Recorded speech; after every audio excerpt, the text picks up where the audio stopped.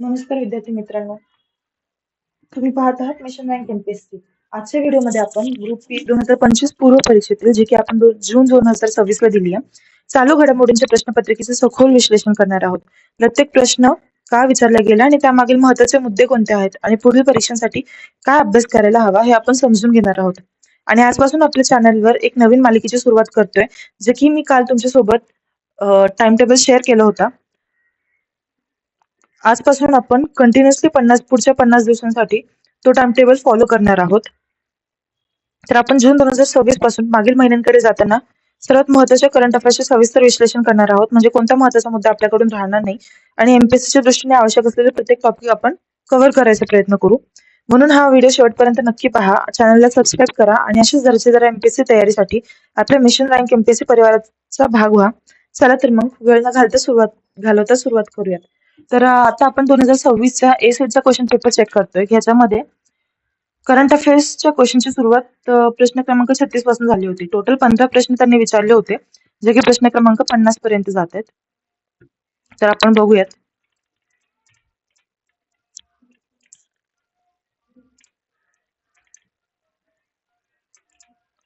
हा आपला पहिला प्रश्न आहे. तर दुष्काळ सहन करणारी संकरित तांदूळ होते. जात सादर करण्याच्या यशस्वी प्रयत्नासाठी डॉक्टर स्वाती नायक यांना प्रतिष्ठित नॉर्मन बॉरलॉग पुरस्काराने सन्मानित करण्यात आले. तर तांदळाची ती जात होती सहभागी धान तांदूळ. तर आणि हा पुरस्कार वर्ष 2023 ला डिक्लेअर झाला होता, जेव्हा की आपण पेपर दिलाय जून 2026 ला. ठीक आहे, 2025च्या ग्रुप बी साठी. पुढचा प्रश्न, 17व्या ब्रिक्स शिखर परिषद 2025 मध्ये लक्ष केंद्रित केलेले विषय कोणते कोणते? तर याचं उत्तर आहे जागतिक प्रशासन संस्थांमध्ये सुधारणा. Second option. थर्ड ऑप्शन, बहुपक्षीयतेला प्रोत्साहन देणे आणि सामाजिक विषमतेला संबोधन करणे. आता ही 17वी ब्रिक्स परिषद आहे, ती जुलै 2025 ला झाली होती, म्हणजे हा करंट अफेअर्स आहे जुलै 2025 चा. पुढचा प्रश्न, खालीलपैकी योग्य कथन कोणते युनायटेड नेशन व्हॉलंटियर्सच्या बाबतीत? तर यातला एक महत्वाचा पॉईंट असा की 2026 हे वर्ष युनायटेड नेशन्सने आंतरराष्ट्रीय स्वयंसेवक वर्ष म्हणून घोषित केले आहे. या एका पॉईंट साठी म्हणून एक 2026 ला करंट मध्ये असणार आहे. ठीक आहे, तर 38चा आन्सर आहे ऑप्शन नंबर 4. वरीलपैकी सर्व ऑप्शन्स बरोबर आहेत. पुढचा प्रश्न, महाराष्ट्र भूषण पुरस्कार विजेत्यांचा क्रम पुरस्कार मिळालेल्या वर्षानुसार चढत्या क्रमाने लावा. तर सर्वात जुने पहिल्यांदा व सर्वात नवीन शेवटी. तर हा जो प्रश्न आहे, महाराष्ट्र भूषण पुरस्कार हा जानेवारी 2026 ला डिक्लेअर झाला. जो सर्वात शेवटी मिळालाय तो आहे राम सुतार यांचा.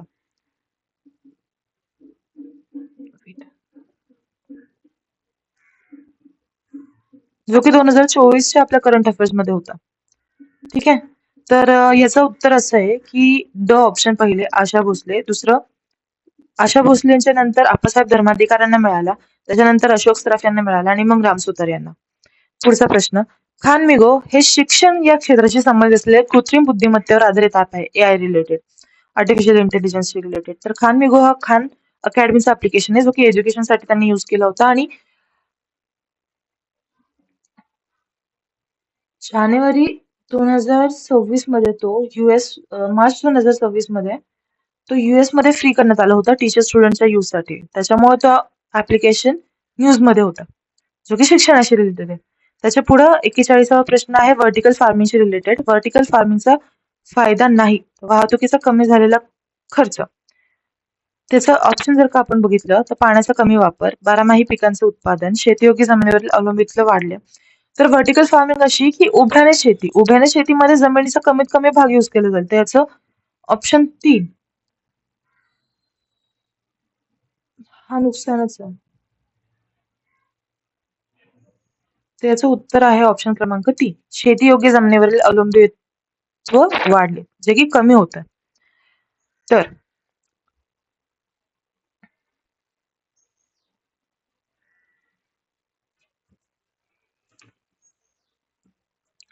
सायमन हॅरिस यांनी एप्रिल 2024 मध्ये अधिकृतपणे आयर्लंडचे सर्वात तरुण पंतप्रधान म्हणून डब्लिनमध्ये पदभार स्वीकारला. आता त्यांनी एप्रिल 2024 मध्ये पदभार स्वीकारला होता. तर ही झाली एप्रिल 2024 ची न्यूज. ठीक आहे, खालीलपैकी कोणाला जंगलाचा विश्वकोश म्हणजे एन्सायक्लोपीडिया ऑफ द फॉरेस्ट म्हणून ओळखले जाते? तर याचं उत्तर तुलसी गौड आहेत, ज्यांचं निधन वर्ष डिसेंबर 2024 ला झालं होतं, म्हणजे त्या न्यूजमध्ये डिसेंबर 2024ला होत्या. आता खालीलपैकी कोणत्या सरकारी संस्थेने नवी दिल्ली येथे दहशतवाद विरोधी परिषद 2024 आयोजित केली होती? तर याचं उत्तर आहे नॅशनल इन्व्हेस्टिगेशन एजन्सी. ठीक आहे. आणि ही त्यांनी सांगितले की 2024 मधली परिषद ही होती, म्हणजे डिसेंबर 2024 मध्ये न्यूज मध्ये होतं. आता बेटी बचाओ बेटी पढाओ योजनेचा उद्देश काय आहे? तर याचं उत्तर लिंग समानता व मुलींचे शिक्षण आहे, कारण की हे मुलींशी रिलेटेड आहे. हे न्यूज मध्ये होतं 2025ला, कारण 2015ला ही योजना आली होती, 2025ला याला 10 वर्ष कंप्लीट झाली होती. आता मिशन शक्ती योजना महिला सक्षमीकरणाशी रिलेटेड. तर मिशन शक्ती ही योजना डिसेंबर 2024 मध्ये न्यूज मध्ये होती आणि मार्च 2026ला. पुढचं तर जेफ बेझोस यांचं हे जे ब्लू ओरिजिनचं NH-25 मोहिमेत परदेशी पर्यटक म्हणून अंतराळात जाणारा पहिला भारतीय नागरिक कोण होता? तर याचं उत्तर आहे ऑप्शन क्रमांक 3 गोपीचंद थोटाकुरा.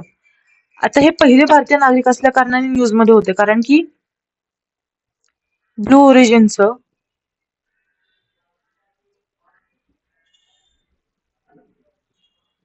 पायलट एव्हिएटर आणि इंटरप्रेनर विचारले यांनी. ठीक आहे. शुभांशु शुक्ला जे होते हे आपल्या आर्मीशी रिलेटेड होते.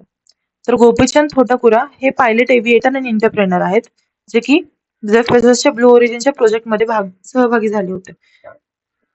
त्याचं लॉन्च झालं होतं मे 2024ला. याचा अर्थ ही न्यूज आहे मे 2024ची. पुढचा प्रश्न. भारतातील 2024च्या सार्वत्रिक निवडणुकीमध्ये निवडणूक लढवणाऱ्या महिला उमेदवारांची एकूण संख्या 726 आहे. हा आपण चेक करतोय ग्रुप बी 2026चा क्वेश्चन पेपर, जो आपण दिलाय जून 2026ला. क्वेश्चन सुरुवातीपासून चेक करत आलो तर 2023-2024चे प्रश्न सुद्धा याच्यामध्ये विचारले गेलेत. आता लिगो ही खेळणी बनवणारी कंपनी ही डेन्मार्कची आहे आणि ही न्यूज मध्ये यासाठी होती कारण की त्यांनी फॉर्म्युला F1 सोबत पार्टनरशिप केली होती, जी झाली होती त्यांची सप्टेंबर 2024ला. ठीक आहे. आता मनोहर जोशी, पंकज उधास यांना पद्मभूषण पुरस्कार जाहीर झाला. अच्युत पालव, अशोक सराफ यांना पद्मश्री पुरस्कार 2025 ने सन्मानित करण्यात आले. याचं योग्य कथन म्हणजे बरोबर उत्तर हे होतं की दोन्ही सुद्धा उत्तर बरोबर आहेत. 2025 पद्मभूषण पद्मविभूषण पुरस्कार हा जानेवारी 2025ला डिक्लेअर झालाय. आपण आलो 2026ला. जानेवारी 2026ला 2026चा सुद्धा पुरस्कार डिक्लेअर झाला असणार, पण हा प्रश्न विचारला गेला 2025चा. जर आपण ओव्हरऑल चेक केलं तर ग्रुप बी च्या पेपरमध्ये 2023चे 1 आहे, 2024चे 7 प्रश्न, 2025चे 5 प्रश्न, 2026चे 2च प्रश्न विचारले गेले. त्याच्यामुळे करंट अफेअर्स हे कम्प्लिटली अनएक्सपेक्टेड असणार आहे, सरप्राईज असणार आहे. जर तुम्ही सुरुवातीपासून करंट अफेअर्स केले असतील, आपल्याला काही आठवलं पेपरमध्ये तर ठीक, नाही तर करंट अफेअर्सचे मार्क्स आपल्याला मिळतीलच याची काही गॅरंटी नाहीये, शाश्वती नाहीये. कारण की ऍट द एंड आपण जर 2-3 दिवसामध्ये करंट अफेअर्सचं इयर बुक कम्प्लीट करायला गेलो तर आपल्याला खूप वेळ जातो आणि आपल्या लक्षात सुद्धा काही राहत नाही. त्याच्यामुळेच आपण जनरल स्टडीजच्या क्वेश्चन पेपरला इम्पॉर्टन्स देतो, त्या टॉपिक्सला इम्पॉर्टन्स देतो. आणि म्हणूनच मी ही करंट अफेअर्सची सिरीज आपल्यासाठी काढली आहे. तर 50 दिवसांमध्ये मॅक्झिमम मागे जाऊन जितके वन लाईनर्स आपल्याला कम्प्लीट करता येतील तितके आपण कम्प्लीट करू, जेणेकरून जर आपल्याला ऑप्शन मधून एलिमिनेट करून काही आन्सर्स काढता आले तर ते आपल्यासाठी बेनिफिशियल राहील. तर आपण स्टार्ट करूयात जून 2026 पासून. हे माझे काही नोट्स आहेत जे मी काढायला सुरुवात केली आहे, ते मी तुमच्यासाठी आजपासून सांगायला सुरुवात करते. तर पहिलं बघतोय आपण केरळ. तर केरळशी रिलेटेड चालियार नदी ही न्यूज मध्ये होती. पुन्हा ज्येष्ठ नागरिक कल्याणासाठी स्वतंत्र विभाग सुरू करणारे केरळ हे पहिले राज्य आहे. 2026 ची पॅरा तिरंदाजी राष्ट्रीय अजिंक्य स्पर्धा केरळमध्ये आयोजित करण्यात आली होती. इचा पहिला कॅन्डा इनकॉग्निटो या माशाची नवी प्रजाती केरळमध्ये आढळली आणि इंडोकोलिया देवेंद्र नावाची नवी ब्रायफाईट वनस्पती सुद्धा केरळमध्ये आढळली आहे. दुसरं आपण बघूयात आंध्र प्रदेशशी रिलेटेड. तर विस्ताचे प्रक्षेपण भारताचा पहिला स्वदेशी स्ट्रॅटोस्फेरिक सुपर प्रेशर बलून आंध्र प्रदेशनी प्रक्षेपित केलाय. त्याचं नाव आहे विस्ता. दुसरं, आंध्र प्रदेश समुदाय व्यवस्थापित नैसर्गिक शेती APCNF ला 2026चा फूड प्लॅनेट पुरस्कार जाहीर झालाय. नवी दिल्लीमध्ये ECI काउन्सिल राष्ट्रीय परिषद 2026 आयोजित करण्यात आली होती.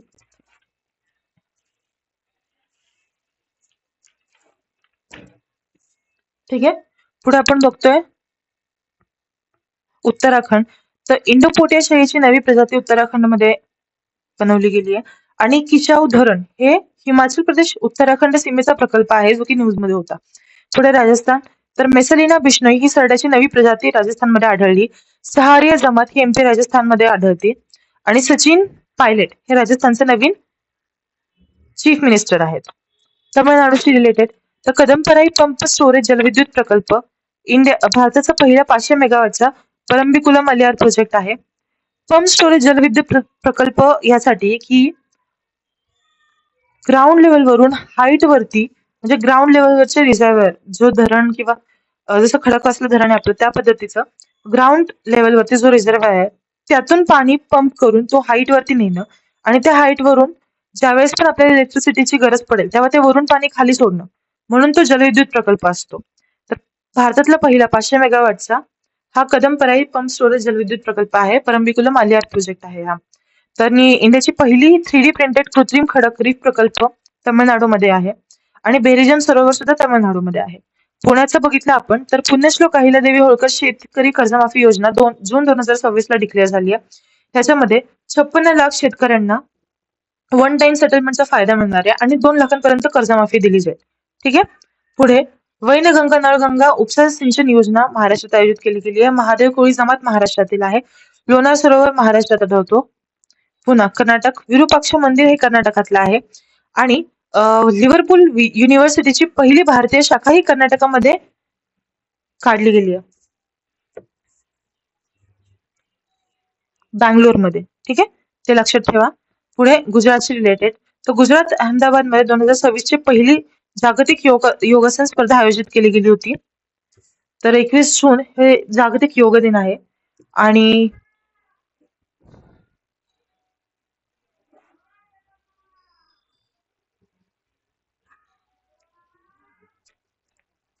सॅपलिंग हे साऊथ एशियन धोरणात्मक नेतृत्व सुधारित पोषण आणि वाढ 2026 हे सुद्धा अहमदाबाद गुजरातमध्ये साऊथ एशियन प्रादेशिक नेतृत्व सुधारित पोषण दबाव योजना पोषण दबाव परिषद होती ही सुद्धा अहमदाबाद गुजरातमध्ये होती. जम्मू हा जम्मूमध्ये भारताच्या 7व्या प्रादेशिक हवामान केंद्राचं उद्घाटन करण्यात आले आणि बिहार मधील युपी मधली 100वी रामसर साईट जयप्रकाश नारायण पक्षी अभयारण्य डिक्लेअर करण्यात आले जे की उत्तर प्रदेशमधील बिहारमध्ये 100वी रामसर साईट आहे ती. पुढचं बघूयात आपण. तर रासायनिक उत्पादनासाठी अभिनव प्रकाश चलित नॅनो उत्प्रेरक संस्था नॅनो सायन्स अँड टेक्नॉलॉजी संस्था मोहाली येथे उद्घाटन करण्यात आलं आहे त्याचं. ठीक आहे. त्याच्यानंतर वल्लुवन यांना मे 2026 चा फूड ऍग्रिकल्चर ऑर्गनायझेशनचा मृदा शेतकरी वीर पुरस्कार जाहीर करण्यात आला. जागतिक पर्यावरण दिन जो की 5 जूनला सेलिब्रेट केला जातो. एक पेड़ माँ के नाम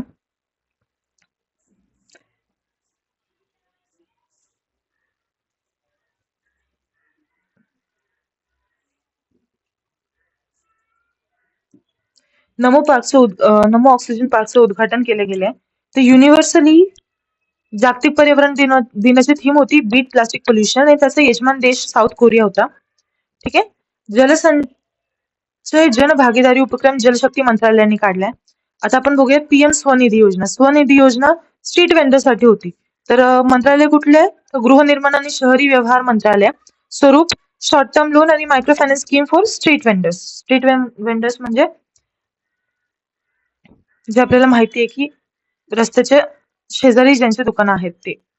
आता कर्जाचे टप्पे असे की पहिल्या शॉर्ट टर्म मध्ये पहिल्या टर्म साठी 15,000, दुसऱ्या टर्म साठी 25,000 आणि तिसऱ्या टर्म साठी 50,000. प्रारंभ याचा झाला जून 2020 ला. कोविडच्या काळामध्ये स्वदेशीसाठी जेव्हा गव्हर्नमेंट सरकार इन्करेज करत होती त्यावेळेस त्यांनी पीएम स्वनिधी योजना काढली ज्याला 4 वर्ष पूर्ण झाली.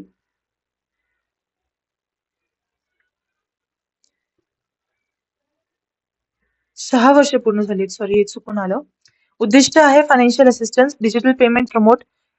ठीक आहे. फायनान्शियल असिस्टन्स म्हणजे त्यांच्यासाठी फायनान्शियल असिस्टन्स प्रोव्हाइड करणं, त्यांना मदत प्रोव्हाइड करणं. कशासाठी? कारण की कोविडचा काळ होता. त्या काळामध्ये बँकेत जाणं किंवा बाकीच्या सगळ्या गोष्टी शक्य नव्हत्या हे आपल्याला माहिती आहे. त्याच्यामुळे त्यांना फायनान्शियल असिस्टन्स प्रोव्हाइड करणं. कोविडमध्ये आपण टच करणं अवॉइड करत होतो म्हणून डिजिटल पेमेंट त्यांनी प्रमोट करणं आणि यासाठी इंटरेस्ट सबसिडी होती मॅक्झिमम 7% ऑन लोन्स. पुढे सेमीकंडक्टर इंडिया स्कीम आहे. तर सेमीकंडक्टर इंडिया स्कीम ही डिझाईन लिंक्ड इन्सेंटिव्ह योजना 2021 मध्ये मिनिस्ट्री ऑफ इन्फॉर्मेशन टेक्नॉलॉजी यांनी काढली. Ministry of electronics and information technology यांची ही स्कीम आहे. याच्यासाठी आर्थिक तरतूद केली होती 76,000 करोडची. त्याच्यामध्ये 4 सब स्कीम्स होत्या. तर सेमीकंडक्टर फॅब ह्याच्यामध्ये सेमीकंडक्टर वेफर्स जे सेमीकंडक्टर चिप्स असतात, जे रिमोट मध्ये असतात, मोबाईल्स मध्ये असतात, त्याचे उत्पादन कारखाने भारतातच असणार. त्याच्यासाठी देशांतर्गत उत्पादनासाठी मॅक्झिमम 50% आर्थिक सहाय्य गव्हर्नमेंट प्रोव्हाइड करेल, जेणेकरून आपल्याला इम्पोर्टची डिपेंडन्सी कमी होईल. दुसरं डिस्प्ले फ्लॅब, त्याच्यामध्ये TFT LED MOLED उत्पादन भारतात, म्हणजे मोबाईल टीव्ही लॅपटॉपच्या ज्या स्क्रीन आपण बाहेरून मागवतो त्याच्यासाठी डिपेंडन्सी कमी करणे. त्यासाठी सुद्धा उत्पादन कारखान्यांना 50% पर्यंत आर्थिक सहाय्य प्रोव्हाइड केले जाईल. कंपाऊंड सेमीकंडक्टर जसे की silicon, photonics, sensors, ATMP OSAT सुविधा, पॅकेजिंग आणि टेस्टिंगच्या सुविधा. ATMP म्हणजे असेंब्ली, टेस्टिंग, मार्केटिंग आणि पॅकेजिंग, आणि OSAT म्हणजे outsource semiconductor assembly and test. या सुविधा भारतातच प्रोव्हाइड करणं. आणि त्याच्यासाठी ऍक्च्युअली न्यूज मध्ये होतं डिझाईन लिंक इन्सेंटिव्ह स्कीम. ठीक आहे. तर ही योजना भारतात देण्यासाठी म्हणून गव्हर्नमेंटनी सेमीकंडक्टर इंडिया स्कीम काढली. आता पुढे बघूयात आपण संरक्षण प्रकल्प आणि नद्यांशी रिलेटेड काही प्रश्न. तर बोफूट किल्ला लेबनन मध्ये आहे. तो न्यूज मध्ये यासाठी होता कारण की इस्रायली मिलिटंट्सनी तो कॅप्चर केला होता त्यांच्या युद्धाच्या दरम्यान. महाजल अभियान जलशक्ती मंत्रालयाचे जुलै 2024 ला काढले गेलेले आहे. प्रकल्प वर्तक व उद्योग. तर हे बॉर्डर रोड ऑर्गनायझेशनचा प्रोजेक्ट आहे. तर याच्यातला ऍक्च्युअल मी तुम्हाला सांगते. Bureau border road organisation.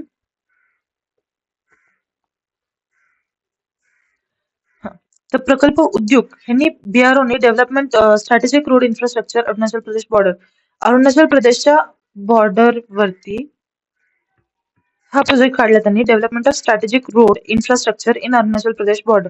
BRO म्हणजे काय, तर बॉर्डर रोड ऑर्गनायझेशन. देशाच्या बॉर्डरवरती जितके पण काही बॉर्डर्स आहेत त्याच्यावरती रोड बनवण्याचं काम ही BRO ऑर्गनायझेशन करते. तर प्रकल्प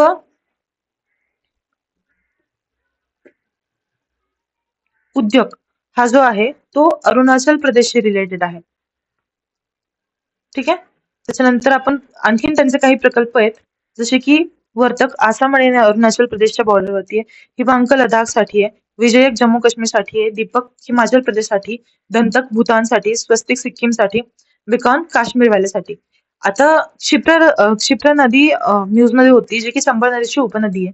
2025 मध्ये जगातील दुसरी सर्वात मोठी सौर बाजारपेठ भारत. तर भारताने अमेरिकेला मागे टाकून सेकंड नंबर घेतलाय. इंडिया AI डेटा लॅब स्थापन करणारी पहिली खासगी विद्यापीठ चंदीगड विद्यापीठ आहे. युनायटेड नेशन जनरल असेंब्लीचे 81वे अध्यक्ष खलीलुर रहमान हे बांगलादेशचे फॉरेन मिनिस्टर होते. त्यांचे ते नॅशनल सिक्युरिटी ऍडवायझर होते 2025 ला, आणि त्यांचे फॉरेन मिनिस्टर होते 2026 ला. क्रोटलॅरिया फुलई ही सपुष्प वनस्पती आहे. युएसएनी AGM-114 हेल्फायर क्षेपणास्त्र हे मिसाईल बनवलेलं आहे. पंचायत उन्नत निर्देशांक हे पंचायत राज मंत्रालय जाहीर करतं. प्रज्ञानंदा यांनी नॉर्वे चेस चॅम्पियनशिप जिंकल्या. AC श्रीहरी हे जे की कानडी कवी होते, त्यांना सरस्वती सन्मान 2024 दिला गेला आहे. ते कविता आणि साहित्य या क्षेत्राशी रिलेटेड होते. आता ते न्यूज मध्ये का होते,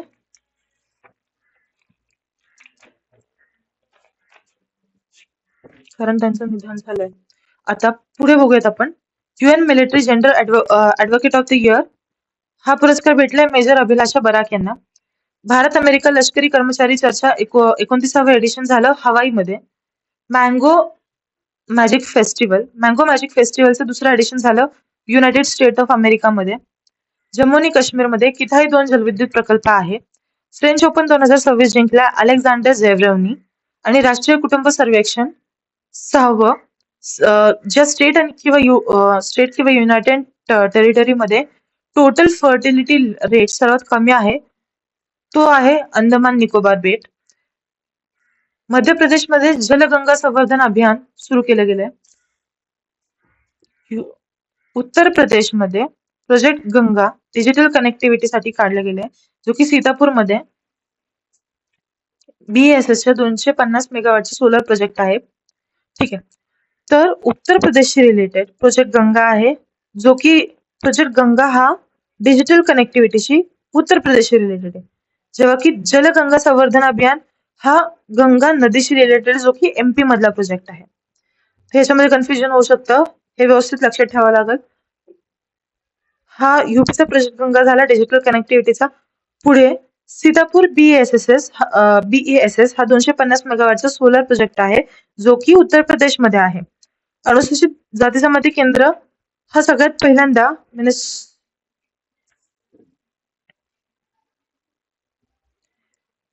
मिनिस्ट्री ऑफ स्मॉल मीडियम एंटरप्राइजेसनी काढलेला आहे, मंत्रालयाने. ठीक आहे. आसाममधील तेजपूर लिचीची निर्यात दुबईत केली जाते. वीर योजना ही रस्ते व वाहतूक मंत्रालयाने काढलेली आहे. जगातील सर्वात उंच पाण्याखालील मानवी पुतळा हा अंदमान निकोबार बेटावरती